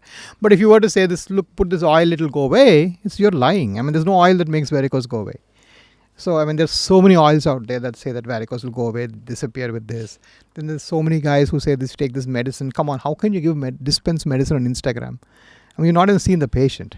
So this is not on. It's a lot of illegal. So almost 80% of the varicose ads I see out there are either lying or exaggerating. Lying about what? About the cure, or exaggerating their results. Or they're saying, like, I know of someone company that says 100%. What is 100%? What is 100% in medicine? There's no such thing called 100%. If I had everything done 100%, I would live for 1,000 years, right? There's a reason why doctors also die at some point, right? So there's nothing called 100%. It's not even possible. So it's just, exaggeration. So what's the percentage like? So in a good doctor's hands, it goes to 96, 97%, which is as good as 100 for all practical real-time purposes. But you can't ever use the word 100 for anything, not me alone. Anything. Kal subah heart mein stent pada hai ya kisi ka brain mein, nothing is 100. There's no 100. Thank you. And now, lastly, talking about advancements at AVIS. So like with 2025 now, and 10 years in the industry, what are your latest advancements in terms of equipments or in interventions, medical interventions, apart from clacks and then this is the main things. Like, for example, we are, at least between the multiple centers we own, we are probably the only end-to-end storehouse. On one end, we can take care of your wounds. We have a complete wound management system. Then we can other end take care of your cosmetic veins through clacks. And at the far end, we have some people actually, if you neglect it, they get that lymphedema, elephant leg. We have a complete lymphedema treatment program. It's like a rehab program where you put these bandages, give you emotional support. In that group, for example, are emotionally completely destroyed. When you have this big leg, they're literally ostracized from their local friends. Nobody calls them to. A lot of stuff happens. So we give them a support group. We make them talk to others with this problem, which they would never meet in their life. So we have this WhatsApp and say, can we give you a number? Can you guys talk between you guys? So we do a lot of work on that segment. So this is a crux of what we do. In the Hyderabad main unit where I operate, because my skill set is a little higher. Obviously it's a bigger unit there as well. I take care of a lot of uterine fibroids. So when you have fibroids in the uterus, because I'm a vascular specialist, I go through your vessels and I block the vessel that supplies your uterus, the fibroid. So to give you some background, fibroids are benign things. Fibroids are not cancer. So every woman with fibroid doesn't need to get her uterus removed. That's first misconception that you almost always hear in the community. So these can be reduced. You can just take care of the fibroid alone. And that's what we do, a big time. We do a lot of those cases. So I'm assuming if you have ventured into uterus, even the breasts would come in. Because we do some breast fibroid also. Exactly. So we do that also. So we do all of them, but they are like the other 5%. 95% we're a vascular company. So there is nothing new like AI aake sab kuch. Lot of things have been replaced, but what is AI doing to Medicare? No, AI will take a long time. So again, I'm how do I say this? If you see my recurring theme of whatever I speak is that I am very grounded on the ground, jo hai so hai kind of a guy. Sure. So it's very important that we get enough evidence, right? So for example, if someone says AI has 98% success, boy, that means in 2% it's missing the problem. That's a huge problem. Somebody actually presented to me that this thing picks up your heart abnormality 96 mane 4% you're missing a heart attack. I can't afford that. Our medicine is very sensitive for that. That is getting some award. I'm saying boss isko award mujhe tension aa rahi hai isko dekh kar. So it's a challenge we have. So no, we're nowhere near that. We will probably get some better diagnostic tools with AI. I think they're on the way.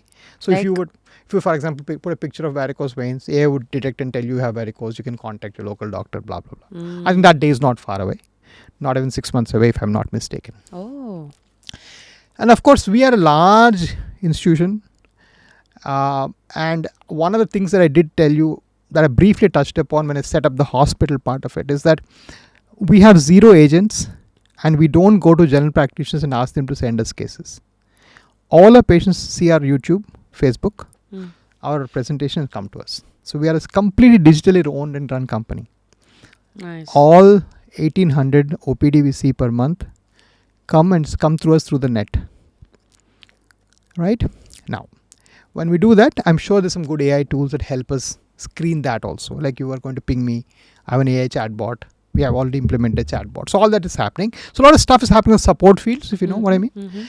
But will it replace a good doctor with a good eye for the next 10 years? I mean, in my own system, when I train the next guy, it takes me 3 months, 4 months. First, so when I train a new doctor and keep him in, let's say, Kolkata, first 2 years he's supposed to send every picture to me. Because I'm that particular about quality also. So this eye is something that human brain only has. So it takes a while to get that. It takes a while to get there. Nice. The biggest misconception patients have about interventional radiology and that you would like to help us understand?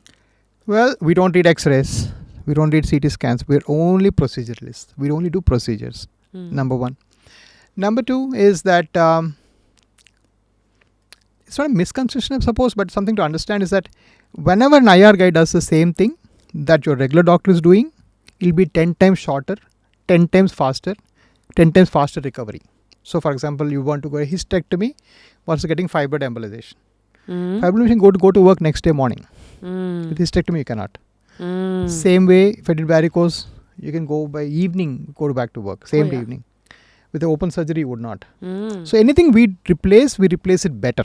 About the patient safety and comfort during the procedure, like I think initially you touched upon a theory wherein we are not a fancy, like a hospital is not like a resort. You have a very ulta, lens to काम हो गया, चलो get out. बाजू वाले की खांसी क्यों लेना चाहते हो आप? If somebody is coughing next to you, somebody is sick next to you, you go home when you're done. So what's your mantra at AVIS? This is who I am amongst whatever is happening in the market. But what's the mantra of AVIS hospitals? Taking care of patients, safety or procedure, or making them feel a certain way. Safety first. Safety, you're safe, and your procedure, I guarantee you, across all my centers will be done the same way that I do in Hyderabad. I'm pedantic about it. To the point that we are the only guys, probably that I know of, that we have people that we pay to shout back on us. We have patient advocates. So some guy goes on and says, doctor didn't spend time with me. She's welcome to come open my door and say, why didn't you spend time with her? And we pay them for that. We pay them for post-op if I didn't see the patient or didn't answer questions about his diet or something. Oh, you pay? As in what do you do? We pay this person to actually pick up the complaints and get back to us on that. So she actually, I mean, there is one instance where I was talking to some guy like this in my room and some very important person was there and the patient was ready in the theatre, prepared for my surgery. And she came and told me once, doctor, your patient is waiting for you upstairs. And I was continuing like this. She told me twice. And third time she opened the door. If you don't go now, I will discontinue the surgery and you will have to talk to the family. This is my assistant telling me in front of my guest. And my guest is saying, boss, who owns the place? I said, yeah, that's what I pay her for, because she's there for them. That's your job. You be for the patient, everything will fall in place. Think, it is always a system bigger than who is running the system. Absolutely. And we made it like that. Very nice. So where do you see AVIS hospitals? How is the next 5 years looking like? What's the vision for AVIS? Oh, it's looking fantastic. We're in advanced stage of fundraise. We're talking to multiple PE partners. Oh, you already, it's not a bootstrap. No, so far it's only bootstrapped. So far it's bootstrapped. Completely bootstrapped. We don't have a single rupee investment anywhere. All owned by me. But we are looking at some very interesting options. Again, any reason why? Oh, we're going to grow big time, because we think we have set up all the foundations in place, the procedure skills, the training the doctors piece, then this advocacy piece, advertisement piece. So now, for example, if I want to open Orissa, I would translate all my Facebook ads into Odia and start tomorrow. It takes me a day to start Orissa, for example. So we have set up all the things to start the nationwide chain of vascular clinics, right? So right now you are in what, 6, 7, 8 states? 5 states. 5. Karnataka? Yeah. Tamil Nadu, West Bengal? Andhra, Telangana, Maharashtra. That is 6, right? Yes, 6. Sorry, right. I counted wrong.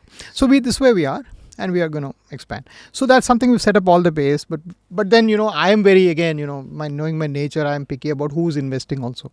Some guy wants, 4-year exits and all, they don't talk to me. So I'm talking to, guys who have a staying power, so interest in some health, some sort of a funds that have some bigger vision, if you know what I mean. So I've refused almost 20. So the final 4 are there. So I've been saying no, because I've seen how they behaved in the past. I don't know if you know some existing healthcare companies that are there for the fast buck, but there are quite a few complaints going around. We don't want to become like one of them. So it's very, so very looking careful. at individuals, or you're looking at VCs, or you're looking at... We're looking at PE firms with a vision to fix healthcare long term. Any upcoming collaborations like mergers? Not yet, but we may roll up. The 2 roll-ups that may happen are in the next 2-3 months, but we are not going to merge with anyone. We're too big now. So rolling up means more... some doctors who are setting up this practice, we'll pick them up. We'll absorb them and give them the support. Yeah. Why did you pick Bangalore as your first market? After Hyderabad, Bangalore is my first market. It's amazing.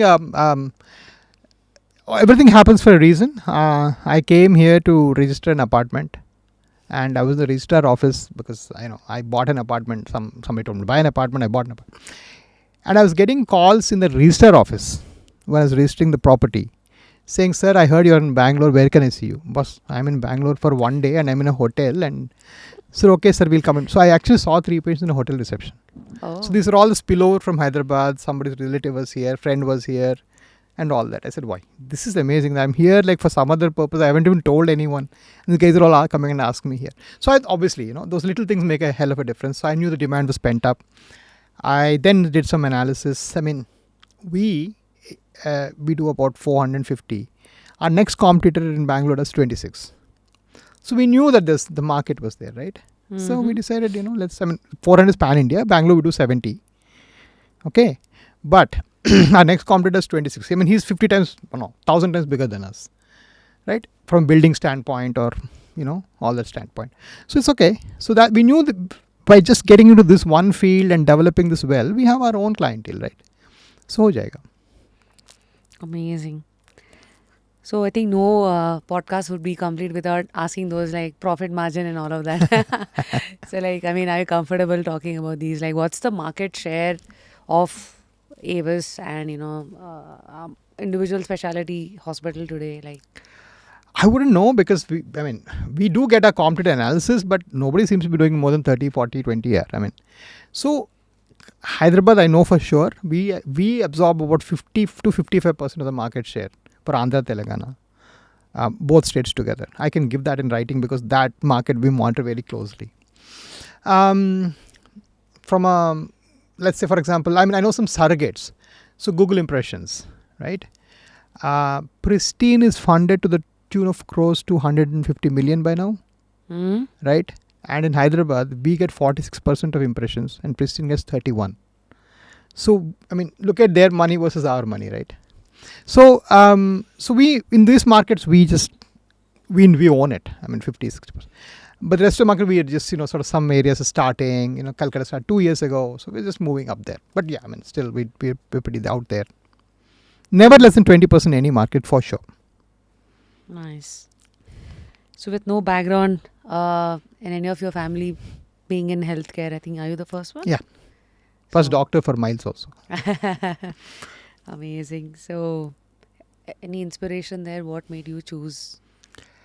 No, actually in Hyderabad, we have a lot of inspiration. We have a lot of doc-preneurs in Hyderabad. Asian through gastroenterology, global hospitals. They're all, these smart doctors who went to US or UK, came back, set up large. I mean, Pratap Reddy Garu. All these guys are, any doctor looks at entrepreneurship, they look at this for 10, 15 people, Medanta, Trehan. They're just amazing. I always wanted to be like one of them. No one guy, because I'm into very specialized thing. I have sort of probably a lot of hidden crush, if you know what I mean. I have a crush on Indira IVF. They're just amazing. They're out of some small town in Rajasthan. And they own infertility market. And apparently you can call, if the telecaller picks up the phone, they'll tell you which branch to go, whether turn left or right, and which receptionist to meet. That's the kind of information they have some 1,000 kilometers away somewhere. Wow. So it's just like impresses me the kind of operational skill they have. That's probably my hidden crush. So I guess any last advice for doctors in this field? No, I mean, some of you must see my LinkedIn post, but I'm very passionate about this. If you're a very well-trained, smart doctor and you're working for a corporate for XYZ price, there's a high chance that if somebody works for 10% less than you tomorrow, they will replace you, because the motive is very much into their profits. It's about that. There's no long-term love for you. So as a young doctor, if you're well-trained, you're confident about your skill, try to be as independent as possible. Own your patients, own your marketing. If you don't own marketing, the entire Indian corporate healthcare is about who owns the patient. And you can own the patient by good advertising, or you can own the patient by good post-op care, or you can own the patient by giving your phone number initially. Initially, I gave my phone number to thousands of people for first 1 year. And that number I don't pick up anymore because there's so many calls come there even now. So something you have to do to keep them with you. And if you're there with you, even the corporate guy will respect you because it's your patients. You go and set up your own organization. That's also you can do. So you can do 1,000 things, but own your data, own your patients, keep it with you. And there's no harm in being selfish when it comes to your patients. I mean, you're doing a good thing and being selfish here. What's wrong with that? Right? You're treating them, you're saving them, you're doing good stuff. No. So be selfish. Love it. What you're saying is true. Like, absolutely. I don't want to take a name here. A very popular doctor today, orthopedician. So he has a similar story. He was in UK many years. Old father, wanted to come back. So no hospitals were ready to take him. Yeah. Why? Not because of the I think he's one of the guy who has most degrees, like 10 specializations. But nobody took him because he didn't have a database. Like he didn't have a patients ka bank nahi tha uske paas. No, they'll drop you as a hot potato if you don't have that. And then they'll have all the schemes there. Some people on a fixed salary, then they'll promote you. Then the minute you say, I'll go fee for service, then they'll stop promoting you. So lots of stuff goes on. So I think you should be very... So the same 8-10 years, unfortunately we keep saying doctors make money and houses for their children. They don't enjoy it. So when you're anyway doing that, might as well do it in a way that gives you even at 50 or 60 a lot of either moat, as in patience or money or both. So I think that's what you should all be doing. So lastly, Dr. Rajah, we saw the mind, somewhere the heart was also seen initially. So finally, taking a look at your soul, like, what's your spirituality like? Do you believe in God, or you call it universe? Who are you inside? I suppose I believe in universe. I'm not like an individual God person, or I'm definitely not a temple or that kind of a person for sure.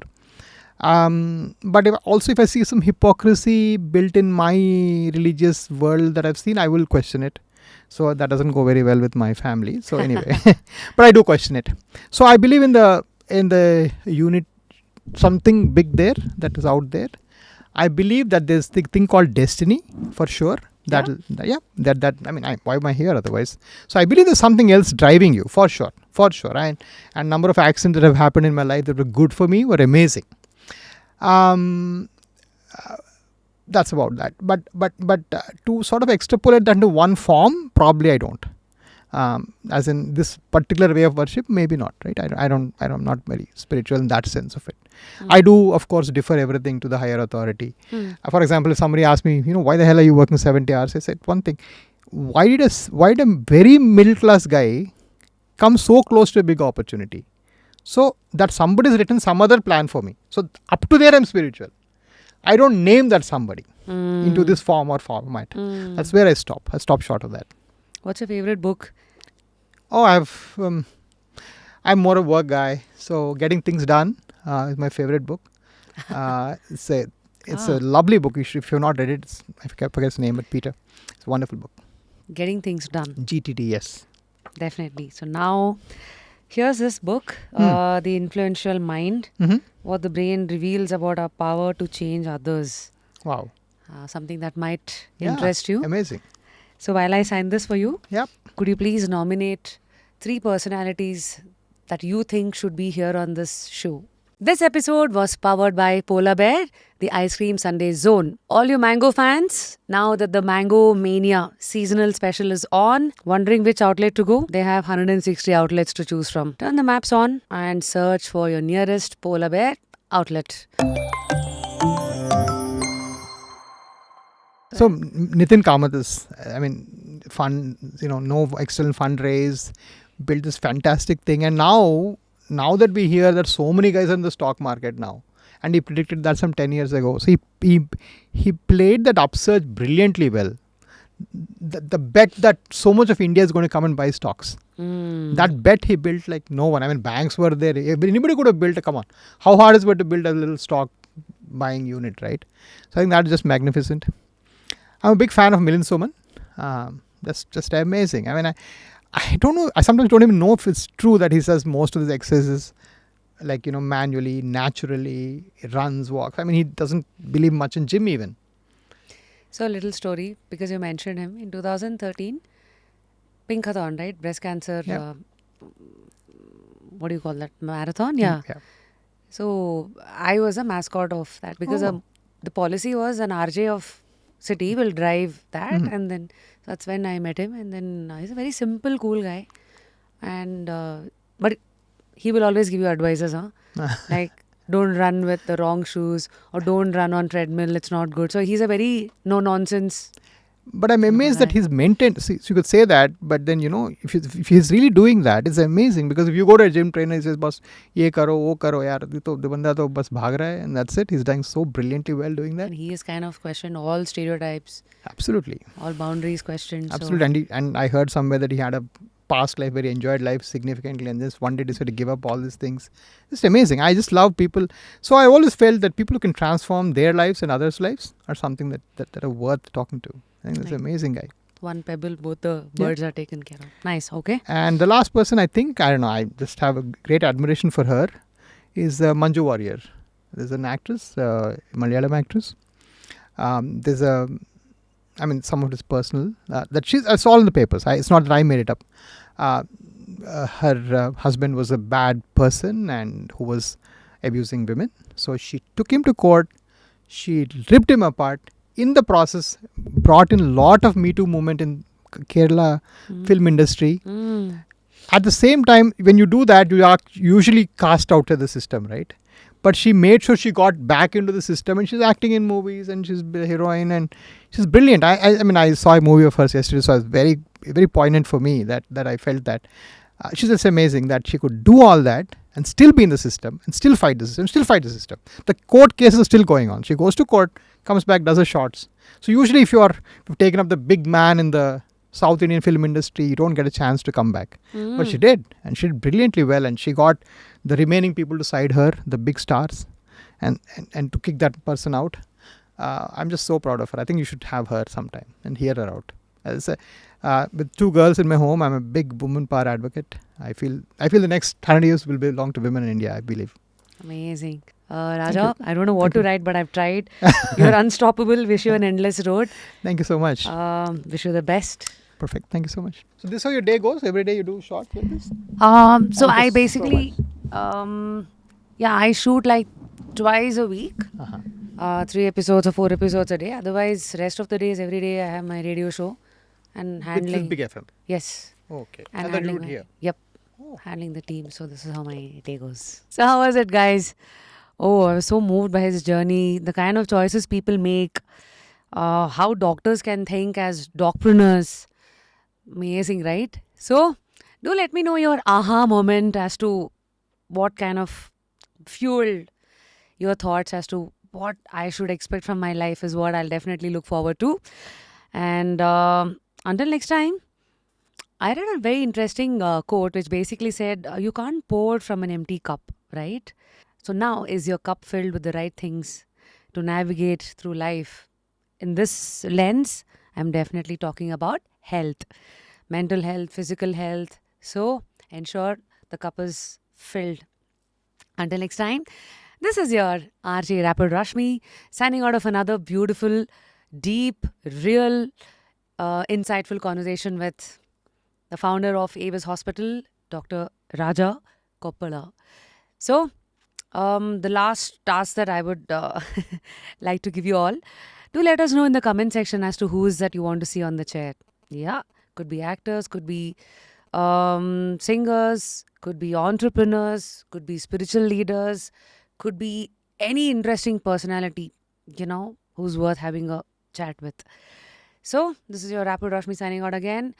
For people who are wanting to learn a new language, why don't you try my Just Curious Kannada, right? Especially for people who are watching me from Bangalore, that might come in handy too, right?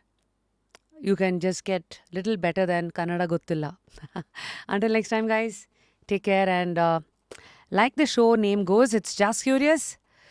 Ensure curiosity stays with you throughout. Continue to stay curious. Thank you.